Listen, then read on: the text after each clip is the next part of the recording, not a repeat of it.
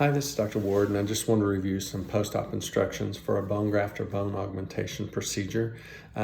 Make sure that you review the dental surgery video and the post-op written instructions with it, as those apply to any dental surgery we do. This is just some things in addition to that.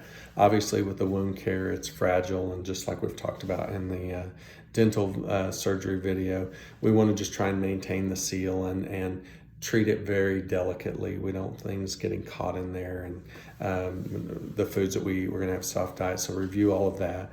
We don't want to stretch the tissue like we've talked about before. We don't want the wound to be open, so we're not going to pull our cheek back to look at it. We're not going to stretch the area. We're trying not to yawn.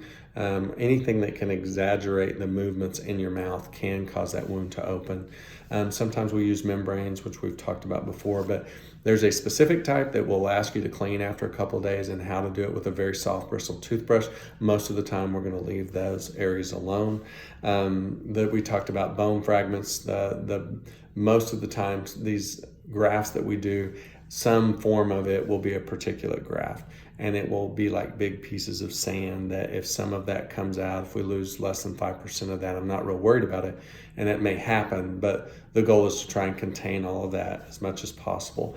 One of the biggest things with a graft, particularly an onlay graft or one that's on the outside where we're trying to expand the width of bone, is the graft immobility. We don't want anything moving that graft, because sometimes it will delaminate or it won't connect. And so by having pressure and by moving that graft as it's going through the healing process, we'll actually lose all the work that we did. So trying not to touch it even on the outside of your face, pulling on your lips, anything like that, we really don't want to do.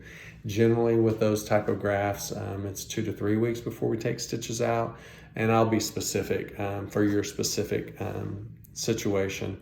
But in general, we're going to be real delicate with everything, just like we are, and review the other videos as you're trying to heal. We want this one to heal well.